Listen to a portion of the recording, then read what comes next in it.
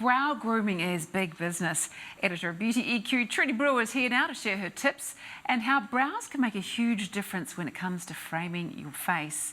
Morning, Trudi. Hi. Love Your brows. brows are looking good. Thank you. I had them done last week. Good. They were looking a little bit unruly before that. So what's on trend?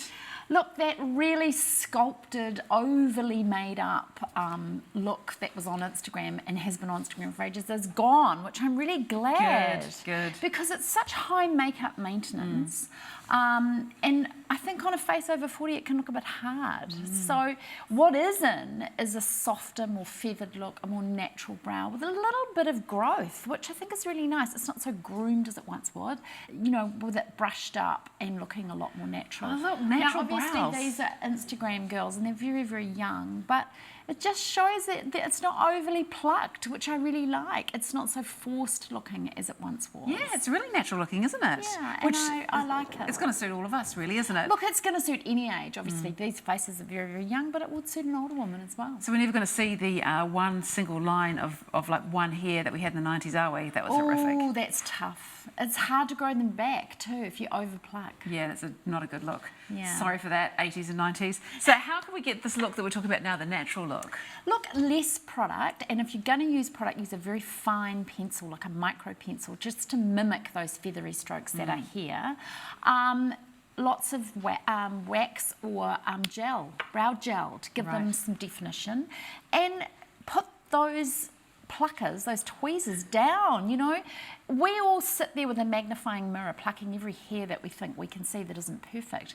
Let them grow a little bit. Let your natural shape come back through, and I think you'll find that that was the shape you were born with and that's the shape you're supposed to have. Yeah, see, that's what I do. I don't pluck my own eyebrows because it just ends in disaster. Should we be plucking our own eyebrows? Or? Look, I always say to people, get a professional job so you get the shape right. You know, go to a professional, get the shape right, and then that will help you, or that will act as a guide to help you to groom your own brows. Okay. But be a little bit less obsessed with every single hair that's out of place. I think that's what we've got to try and train ourselves out of, just over plucking and overthinking it and going for a little bit more of a natural look. So what about any tips that we should be doing, or any sort of like little pointers of how to do it yourself? I think Windscreen one. less is more, really. Like I said, get that professional grooming advice, and then less is more.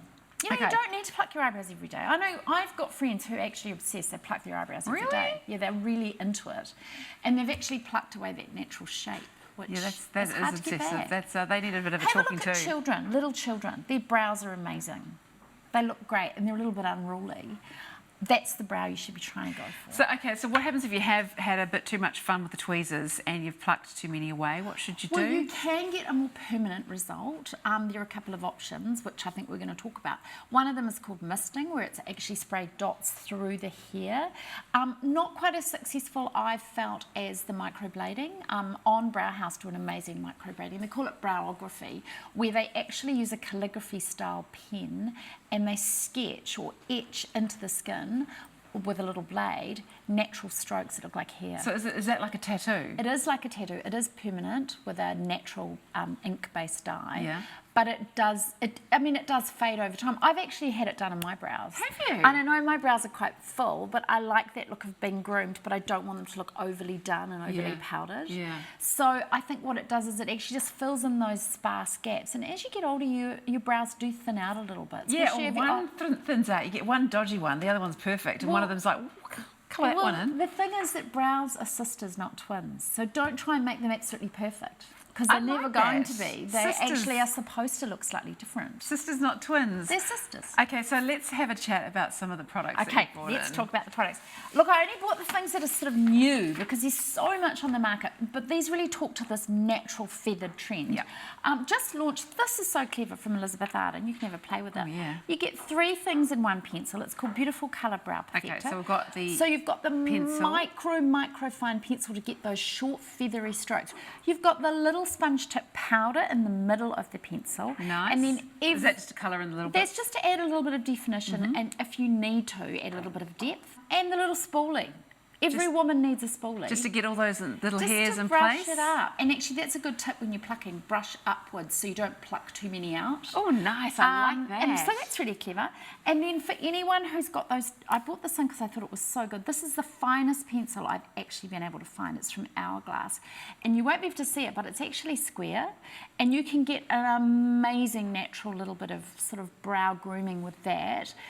Particularly for ladies that have plucked their brows away to nothing and they just need those short feathery strokes. That's a real goodie. That's Cool. Hourglass at Mecca. Okay, quick. And this is my best beauty buy, $20, Rimmel, wonderful brow.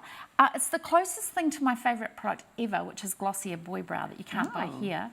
It's an amazing tinted gel. Looks like a mascara. Waterproof, fills your brows instantly. Waterproof. Gives them that plumped up look without actually having to colour them in. That's what we want.